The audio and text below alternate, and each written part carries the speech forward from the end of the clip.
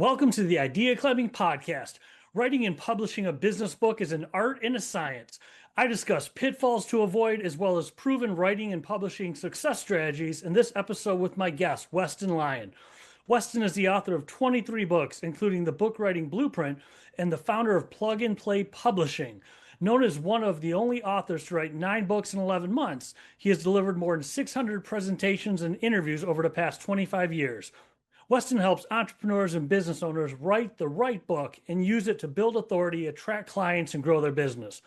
We dive into topics including where the book writing process begins, the 2 things you need to look at to set your book up for success, the 5 steps to successfully publish your book before you start marketing it, the one thing above all else that you need to do to successfully write and publish your business book, and other golden nuggets of advice. You're going to love this show.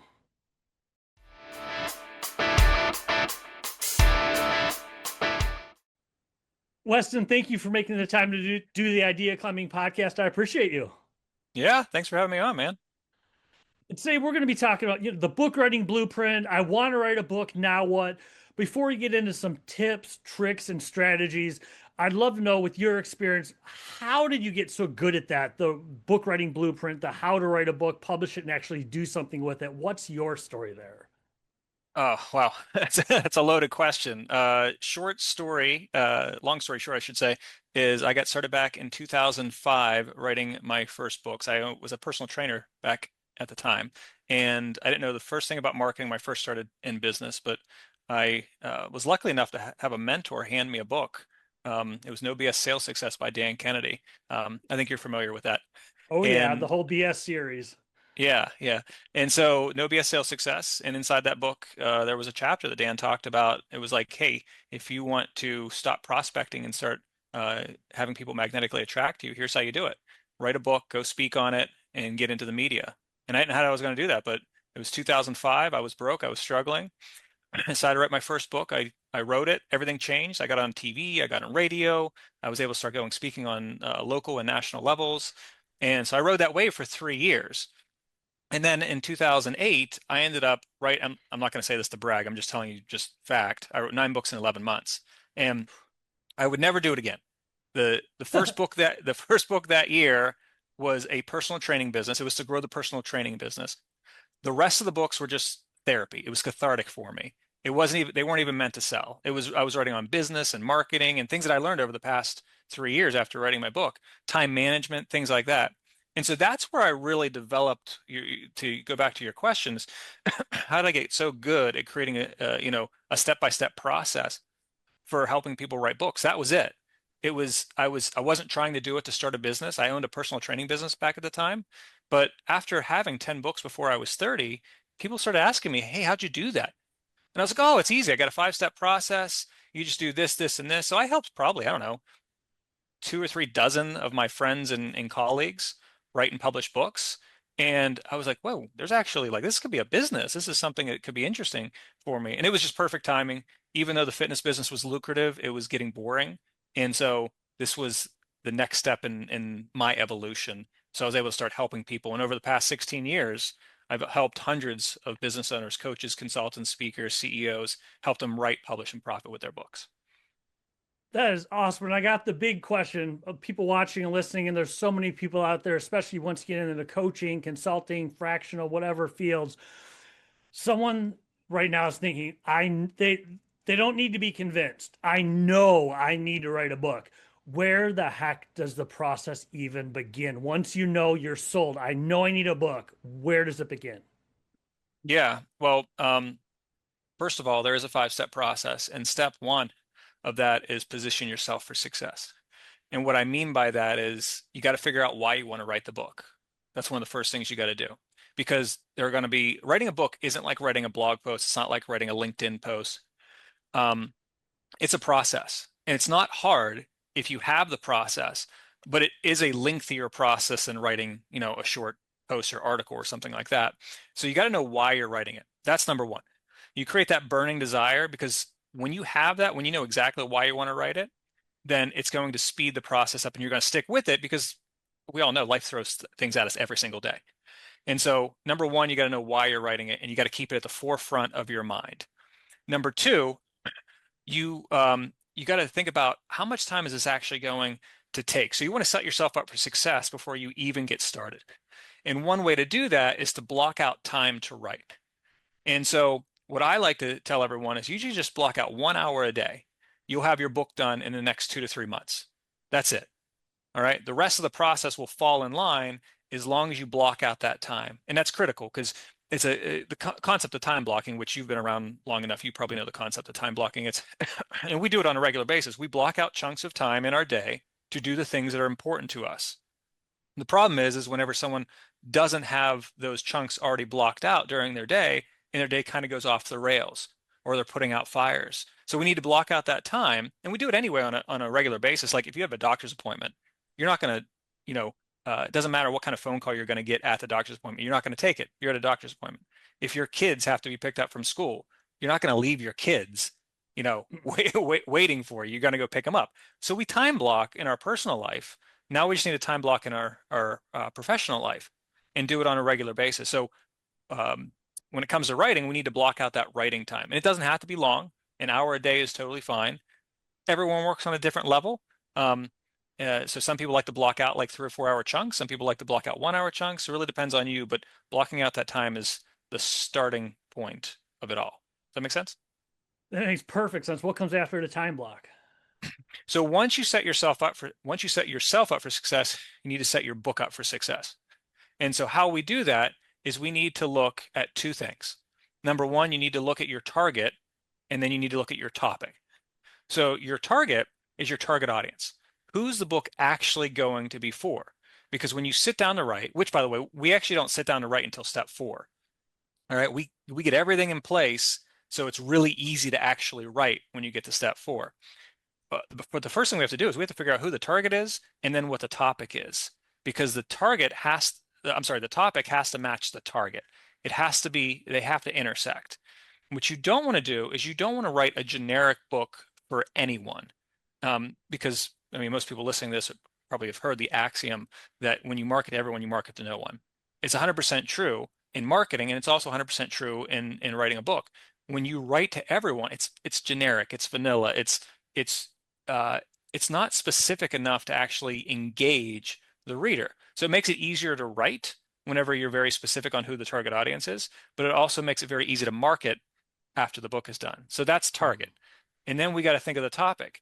An easiest thing to do, by the way, when it comes to intersecting the target and the topic is just think about what problems do they have or what solutions are they trying to create? Because when it comes down to it, there's actually only two things that as humans, there's only two things that we want. We want to move away from pain, or we want to move toward pleasure, right? And so if you think about the target audience that you're writing for, and you think about what problems do they have, what am I moving away from, or what solutions am I trying to create, or what desires do I want to move toward, how am I moving toward that pleasure? That will help you determine the best topic. Because if we can solve someone's problem and it matches that target audience perfectly, there's no reason for them not to buy your book, which is the scenario we want to create. What kind of problems have you seen in the past that stand out in the business world? What kind of things have you seen that worked really well, that were good problems to solve? What kind of problems to solve? Yeah. Wow. It's a long time. I got to go back through 16 years of Rolodex. Well, I'll give you a couple examples. So, had a client years ago, sales trainer, and so for him specifically, again, it's matched to your target audience and your topic. It's also based on your business. So he's a sales trainer, and so he helps people convert more sales faster. And so the problem was, by the way, you can look at it from either angle. What's the problem or what's the solution? In his case, his clients aren't getting enough sales. That's the move away from pain part, or his clients need to make more sales or convert higher. So that's the desire that they're going for. And so he wrote a book specifically for manufacturers reps. In fact, when he came to me, we looked at his entire business, and he was doing all sorts of things to grow his business. He was using social media, he was networking, he was going to trade shows, he was a plethora of things, right? Advertising, everything. When we looked at it, one particular trade show had 150 of his perfect prospects. They were all manufacturers reps. And so the problem is, for manufacturers reps, they want more sales. They want to convert higher a percentage of sales. So he wrote a book specifically for that target with that topic. It intersected perfectly. I showed him what to do before, during, and after the event, and he had an amazing, I can't give the numbers, like it's unreal the amount of money he was able to make in those 3 days because he matched his topic to his target, and then he put it into a book form, positioned himself as an expert at that event. He had people coming to his booth left and right. He had people literally lining up, and so that's an example of that. Well, let's get into moving away from pain with the book writing and book publishing process. What are some common when people decide, oh, I'm just going to do this on my own, with little or no outside help? What are some pain points? What are some things to avoid doing? What do you see people doing wrong when they're like, I'm going to write a book and I'm just going to do it? What do you see people do wrong, or have you seen people do what is not to do when you write a book? Yeah, that's a great question. Probably the number one thing is not outline the book correctly. And the reason that's a problem is because as business owners, we have all this information up in our head. And until we write it down, it's hard to see it all. So by actually writing it down, there's two different kinds of outlines, by the way. There's a basic outline and then there's a detailed outline. You start with a basic outline. And so we have a free masterclass that we run every Friday where we literally help people create their basic outline in less than 90 minutes. And the reason we do that is because once you understand the basic outline, once you understand what you want to write for that target audience, all right, makes it so much easier to sit down and go, okay, here's exactly what I'm going to write. We then take that, we turn it into a detailed outline. And that's literally looking at every chapter. And it's almost the same process, but instead of a high level view, we're looking at a close-up view where it's like, okay, chapter 1, we're going to talk about these 3 things. Chapter 2, we're going to talk about these 3 things. We can get into, by the way, the questions that you ask in every chapter, but that's how you do it with a detailed outline. And then when you sit down, the reason that's important is because when you sit down to write, then it's easy because now you're just looking at each thing. Oh, I need to talk about, okay, what the chapter's about. Here's what you're going to write a paragraph or 2. Why is this important? Oh, here are the benefits, here are the consequences. Oh, how do we actually get this done? Does that make sense? So like the writing piece is really easy once you understand exactly where you're going, and the outline is the map, if you will, to get you there. And that's the biggest problem. To answer your question, that's the biggest problem that people have. They don't create this outline before they actually get started. They just kind of dive in, and it's you've probably heard of this before, blank page syndrome, where you sit in front of a blank page, whether it's back in the day, it used to be pen and paper. Nowadays, it's in front of a screen with a blinking cursor, and you have no idea what to write. That's like the worst, scariest place to be. Like I've written 23 books. I don't sit down with a blank piece of paper. That's I've been there looking at that dot blink blink blink in the Word document is just like, oh my God. Yeah. And before we move on, I want to make sure you had mentioned, if you didn't answer it yet, you mentioned, did you say there's 3 questions you need to ask and answer for each chapter? Am I right with that, or did you cover it? Yeah. No, I kind of covered it, but I'll be clear so everyone can understand it. So when you actually sit down to write the chapter, there are 3 questions that you need to answer for every chapter. And the reason there are 3 questions is because this is what, on a human level, on a subconscious level, every reader is asking these 3 questions. Again, subconsciously, they're not consciously asking while they're reading, but subconsciously, they're asking 3 questions. So you need to answer those 3 questions. Number 1 is, what is this chapter about? So you need to get that done right away. All right. And we do that in a couple different ways. You can just directly state what the chapter's about. So as an example, if I'm writing a chapter on what I'm just talking about, I would say there are 3 subconscious questions everyone is asking whenever they read your book. We need to answer those before we move forward. Question 1, question 2, question 3, and then I would get into it. Does that make sense? Yep, that makes perfect sense. All right. So that's question 1. Question 2 is, why is this important? And so the reader wants to know, what am I going to get out of it? What's in it for me? And so we need to answer that question right away. And we do that in one of 2 ways. We give them benefits, or we talk about consequences. The benefits, what's they're actually going to get out of the chapter, and the consequences are what's going to happen if they don't listen to you after they read the chapter and they don't take action on it. So by telling them about either benefits, consequences, or both, it gets them engaged and makes them want to read. Again, these are questions that they're asking subconsciously. If you don't answer them, they're going to leave your book. Mhm. I don't, you've probably had this happen before. Have you ever read a book that you just didn't really like and you couldn't put your finger on it? Have you ever had Uh-huh. that happen before? Oh God, yeah. Yeah, it's most likely because the chapters aren't answering those three questions. Because now we get frustrated. We're like, I don't understand how I'm gonna actually use this, or I don't understand what the next step in the process is. I don't know what to do. That's what happens with a lot of books. And so those are the first two questions. The third question is how to for the reader, how do I implement this? Right? How do I actually, what's the how to? How do I actually do it? So once we talk about what it's about, why it's important, then we actually tell them how to do what they need to do in that chapter. And there's a variety of different ways that you can do that. You can do that by telling a story and having a moral at the end of that story. You can do that by using a quote from someone else and then elaborating on that quote, what that means to you.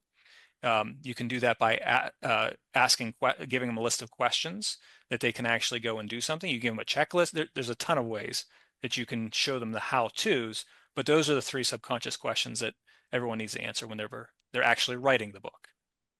So assuming people do it right, they follow the process you said so far. What does it look like? Okay, I've written the book. Mhm. What happens? I'm done with it. And of course, there's always going to be some editing here and there, of course. But once the book is written, tell me about the rest of the process. I've got a book. Now what? Yeah. So let me actually back up and give the 50,000-foot view of the entire process for business owners who want to grow their business with a book. There are three phases that you're going to go through. Every author goes through these, by the way. Phase one is the writing phase. That's where you get your ideas out of your head, you get them into the book, you get the manuscript written. That's phase one. That's what you were talking about. Phase two is where we're going next in this conversation. That's the publishing phase. I'll come back to that in a second. Mhm. Phase, excuse me. Phase three is the profiting phase. It's the marketing phase. It's the phase that once the book is written, published, and launched, now you're going to be marketing that book. You're going to be leveraging that book for the rest of your career. Does that make sense so far? Perfect sense. Yep. Okay. So what you were asking was the publishing phase. So we move out of writing and we move into publishing. And there are 5 steps that people are going to go through. And they're going to go through these whether they do it themselves, whether they bring on a company like me to do it for them, or they go to a traditional publisher and the publisher is doing it for them. It's the same 5 steps. Step number one is the book needs edited. So uh, you can do editing in the writing phase, but you need a professional editor to actually look at your book. I do not recommend not getting it professionally edited. And the reason is because you can't see in the writing phase, you own it. It's a baby of yours. You can't see the flaws.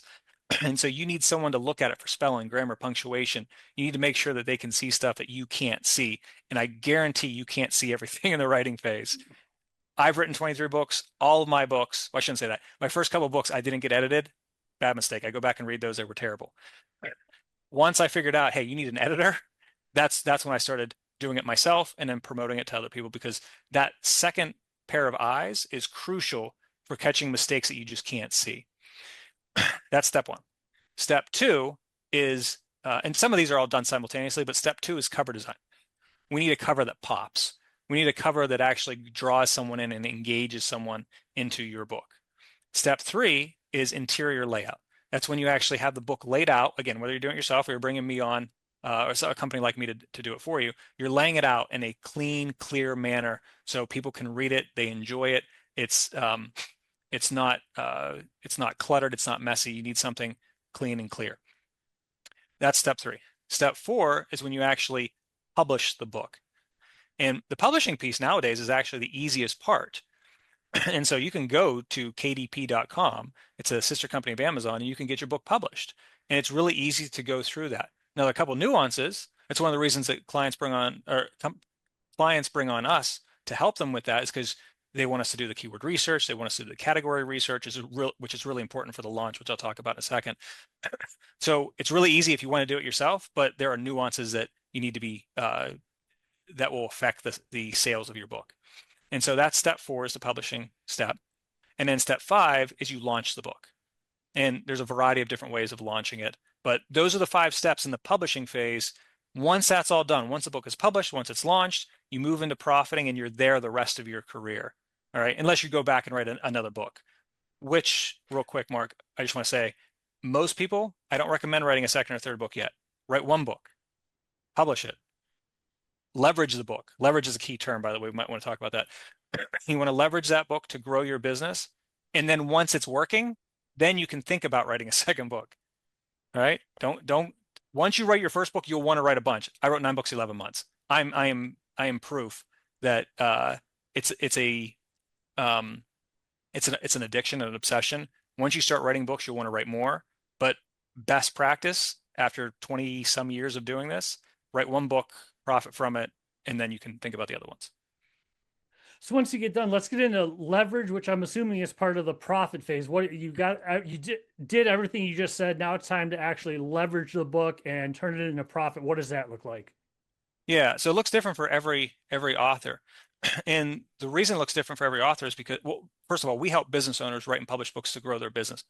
Every business is different, even though at its core, all businesses are the same. But when it comes to marketing, it's all different. Some people are going to use advertising. Some people are going to use social media. Some people are going to use networking. Some people are going to use strategic referrals. Some people are going to use, I can go down the list, right? There's like at least 12 or 13 that I can probably name off the top of my head, marketing tactics that you can use for your business. Well, the same is true about your book. And here's the key.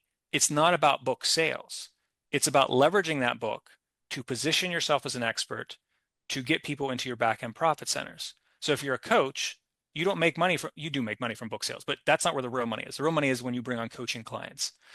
If you're a consultant, the real money is when you bring on consultant clients. If you're a speaker, it's when you go out and get speaking gigs, right? So that's when I say back-end profit centers, it's the core of your business. It's what you're offering, maybe even your upsells, cross-sells, so on and so forth. The book is a tool. The book is meant to position you as an expert so you can lead people into your business, into your back-end profit centers. It's meant to, in a variety of different ways you can use it. So you can use it in social media to do that. You can use it at trade shows like I talked about with my one client who's a sales trainer. You can use it in print ads. You can use it in online ads. They're all entry points into your business, into funnels that you want to create. That's how you leverage it. Does that make sense?